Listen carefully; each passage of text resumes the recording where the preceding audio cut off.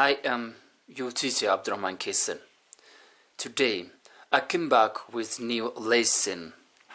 There is grammar class.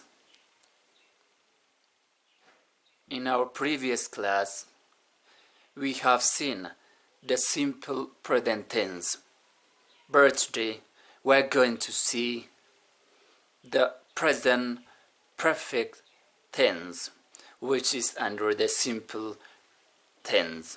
Here, okay, bagagaran again, we're to Kesan School of Language dhuftani torbe dabre simple present tense faayida isaatiif akkasumallee structure isaa laalle jira. Har'a mootu kalaaluudha deemnu present perfect tense.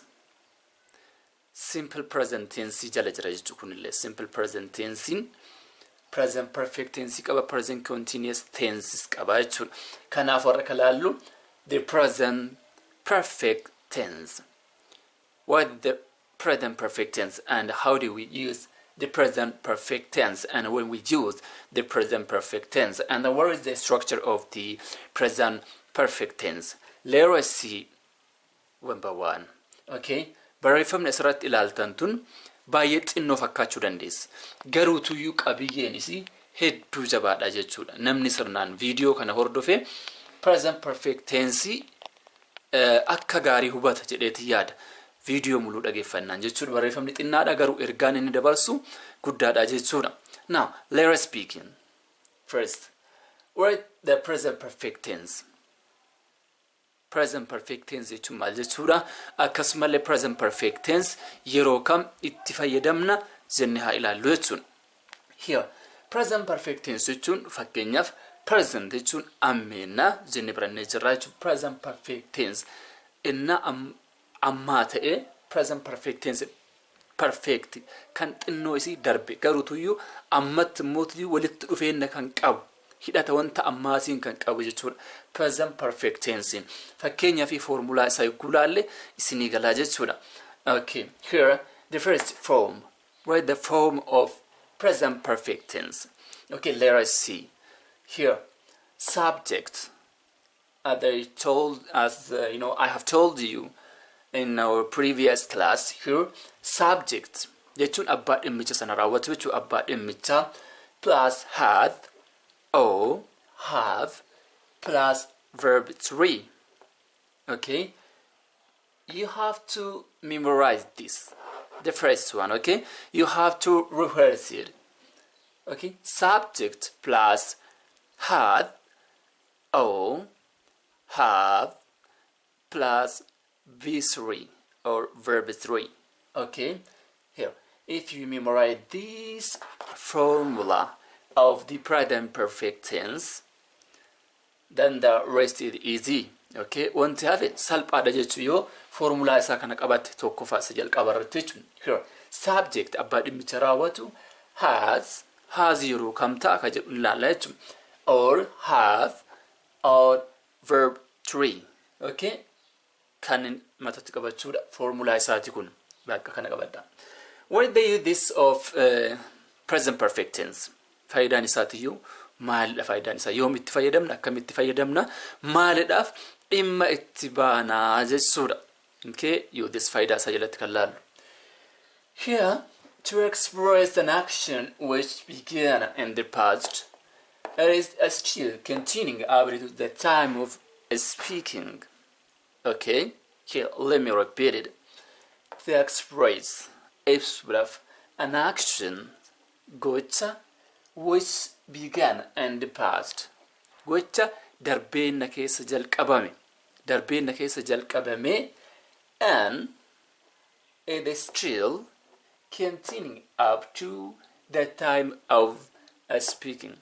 Okay, gochi kun darbeenna keessa gocha jalqabame hanga amma hanga sa'aatii dubbannu sana hanga sa'aatii dubbachuu jirru sana kan itti fufuu jechuudha. Maaliif ka itti fayyadam present perfect tense. Here, to express an action which began in the past is still continuing up to the time of speaking. Hanga sa'aatii dubbannu wanti bu'aan isaas ta'u kan jiru jechuudha. Hanga sa'aatii darbeenya keessa, and past darbeenya keessa jalqabamee jira wantichi sun already hangama it is still continuing up to that time of speaking. Okay, hanga saati dubbannu kan itti fuwechu darbeenya keessa jalqabamee gochichi sun jechuun. Here we can see the example. Okay, that one is here to express recently completed action. Okay, to express recently completed action. Gocha ammaan tana reef tana xumuramellee itti fayyadamna. Kanaanin ibsinaa jechuudha. Gocha amma tana xumurame raawwate kan dhume jechuudha itti fayyadamna. Akkam ka jedhu ilaallaa jechuudha. And this card. Okay, yogguu kan itti fayyadamnu gocha amma reef tana raawwate dhume irratti kan fayyadamnu wanta itti galchinee fayyadamnu qabna. Seera qabaa jechuudha. Here and this card you should mention just. Here just. Okay, you should mention just.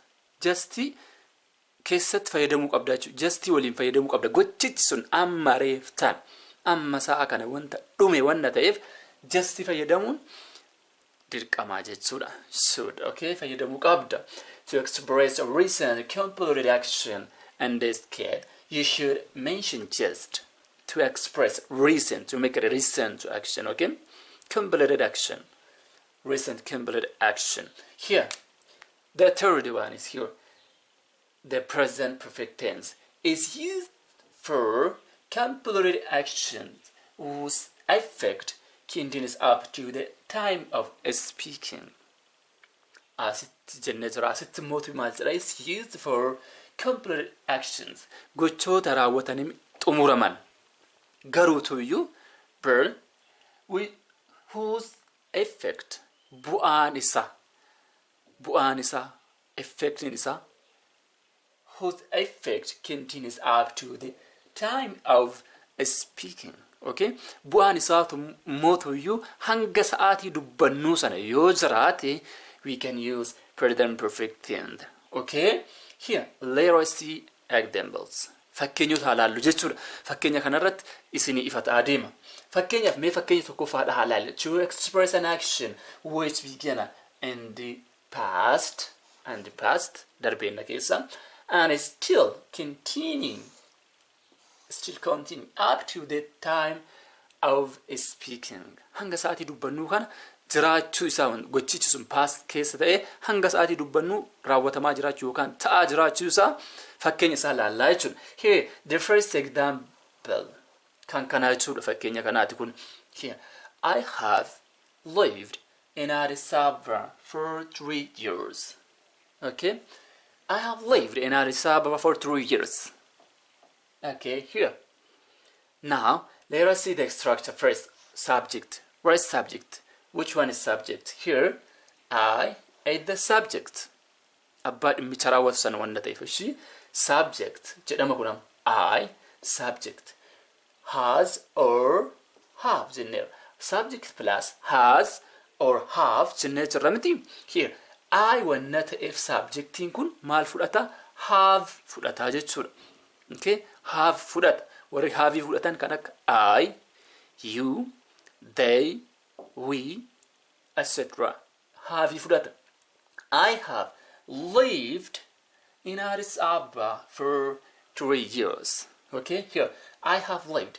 This is have. Here the formula. And that one is plus verb 3. Verb 3 da jennee miti. Here lived is verb 3. Okay, lived verb 3. This is object. Rakkoon qabu kun noon esi achi jiru. Okay, waan kana beekudha. I have lived in Addis Ababa for 3 years. Okay, jechi kun maal jechuudha? Fakkeenyaaf asitti jenne to express an action which began in the past and is still continuing up to the time of speaking. Jenneerra miti. Kanaafuu I have lived in Addis Ababa for 3 years. Ani waggaa sadiif Addis Ababa keessa jiraadheera. Ammas jiraataa jira jechuudha. See here, I have lived. This is present perfect tense. An hanga ammallee Addis Ababa keessa jiraachuu jira jechuudha. Which is Finfinne. Permits me for using this Addis Ababa. It should be Finfinne. Yes. So here, I have lived in Addis Ababa for 3 years. I have lived in Finfinnee for 3 years. Okay? Waggaa sadii Finfinnee keessa jiraadhe ammas jiraataa jira jechuudha. Osoo has ta'etu as jiraachuu baatte I lived in Addis Ababa osoo jedhee for 3 years otoo jedhee an Finfinnee keessa waggaa sadiif jiraadhe jechuudha. Garuutu amma jiraataa hin jiru jechuudha. Present perfect tense wanna ta'eef I have lived in Finfinnee or in Addis Ababa for 3 years yogguu jedhe mootu iyyuu an waggaa sadii Finfinnee keessa jiraadhee jira ammallee Finfinnee keessa jiraataa jira jechuudha. Namni kun Finfinnee keessa jiraataa jira. I am still living in Addis Ababa. In another way, okay? Afaan biraatiin jechuun I am still living in Addis Ababa. An Addis Ababa keessa ammas jiraataa jira jechuudha. Here, he had studied English since 4 o'clock. Okay? He had studied English since 4 o'clock. Since 4 kanneen ni fayyadamna present perfect keessatti. Okay? Here, he at the subject. Here, the subject he has fudhataa jechuudha kun. Or has fudhatan she, he, it, etc. Okay? He has studied English since 4 o'clock. Okay? He has studied English since 4 o'clock. Okay? Inni sa'ati afurra kaas since 4 o'clock. Sa'a afurra kaas Ingiliffa qo'ataa jira. Qo'ataa tureedha. Past wanna ta'e past keessa gochichu. Qo'ataa jira namtichi kun. Hiikaan isaa ammallee sa'a kanallee namtichi kun inniin kun Ingiliffa qo'achuu jira. Okay? He is still studying English. He kabraatiin akkas jechuudha. This is has. Here has. This studied is verb 3. So this is present perfect tense. Has studied. Okay? He has studied English since 4 o'clock. Jechuun inni ammallee Ingiliffa qo'ataa jira hanga sa'a kana. He has studied English since 4 o'clock. Sa'atii afurraa jalqabee Ingiliffa qo'ataa ture. Ammallee Ingilizanya qo'ataa jira jechuudha. Sorry. Kana jechuun he is still studying English. Okay? Akkas jechuudha. Itti fufaadha wanna ta'eef. To express an action which is began in the past and is still continuing up to the time of speaking. Jenneerra tura wanna ta'eef. So the other one is here. Sorry, the second. To express recently completed action. Gocha ammuma tana reefuma tana dhume fayyadamna. Kana keessa maal fayyadamna? Just fayyadamuun dirqama jechuudha. Gocha ammaa tana ibsuudhaaf. Here, look at the example. Example 2. Here, Abdu has just arrived. Okay? Abdu has just arrived. Okay? Here, just to express what? Recently completed action. Just fayyadamne. Fakkeenya lammataa kana jechu kana laallee jirra amma asirra jirra jechu. Here, Abdu has just arrived. This means, okay, Abdu arrived few minutes ago. Ammuma tana daqiiqama muraasa as gahee jechuudha Abduun kun. Okay, daqiiqaa muraasa as gahee jira. Recent completed action. So justify them not here just. Abdu has just arrived. Abdu kayadu kun this is subject enyu bakka bu'a. Isa wanna ta'e he bakka bu'a. He wanta bakka bu'a hazi fudhata jechuudha. He has just arrived jechu dandeenya. Okay? Odo I have just arrived. The second one is I have just called jury. Okay? I have just called jury. This means here it just I have just called jury to express this complete. Ammumatana reefumatana waame jury jechuudha. I called a few minutes ago. Okay? Amma waame jechu I called the jury a few minutes ago.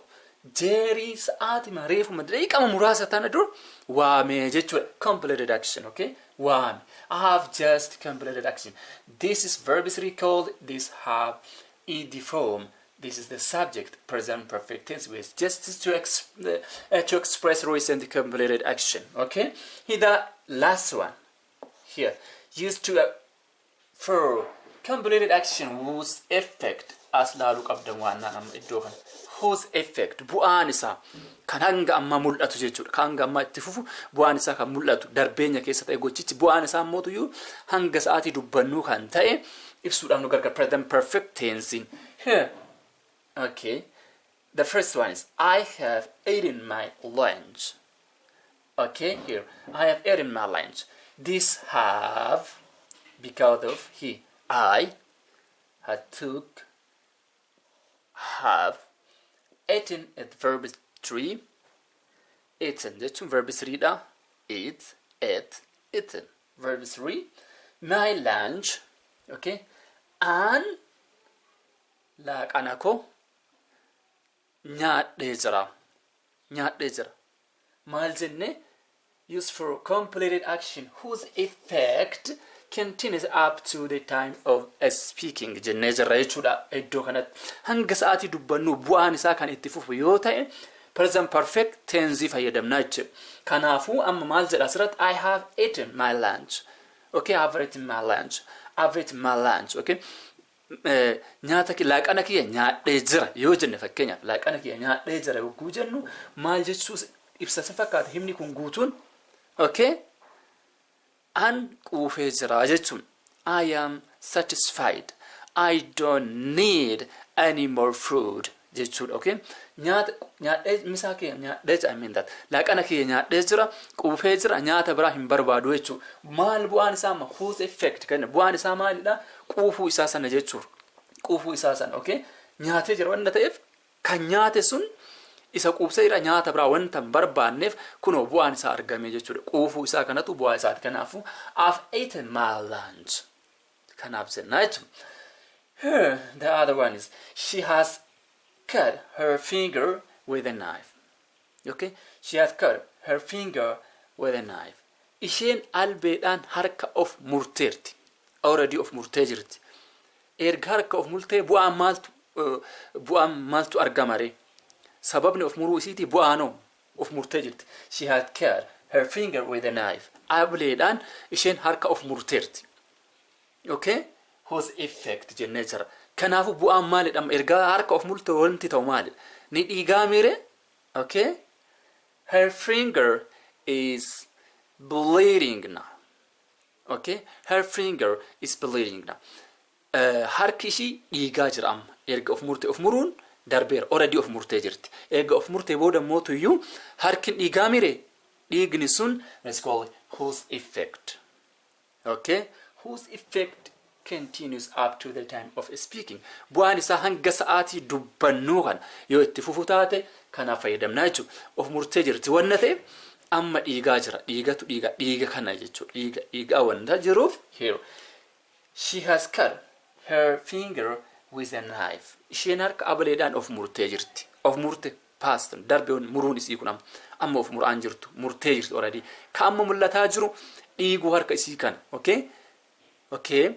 Her finger is bleeding now. Amma directly dhiigaa jira jechuudha. Kanaaf fayyadamna jechuudha bu'aa isaa. Here she is the subject. So has in the form here has fudhatte jechuudha. She wanna ta'eef she, he, has, it has fudhatan jennee jira. Cut verb 3. Cutted maa ta'uu dide yookaan immoo tuyyuu wanta biraa maa ta'uu dide yoo jette cutting kun verb 1 cut verb 2 cut verb 3 cut verb 7 irratti cut. Okay, akkas jechuudha. Waa'ee verbiidhaan beeksisuu yaada beekne yeroo biraa laallaa. Kanaaf here she has cut her finger with a knife. Also ana ta'e hoo I have cut kanuma jechuudha. I have cut my finger with a knife. An ableedhaan harka kiyya of muree jira. Eega of muree maaltu argamare? Here my finger is still bleeding now. Okay, amma dhiigaa jira jechuudha. It's bleeding now. So here our trace listen. So thank you so much. Until next time, goodbye. Bye bye. This is Abdurrahman Kesan. Join my YouTube channel, Kesan School of Language. Goodbye.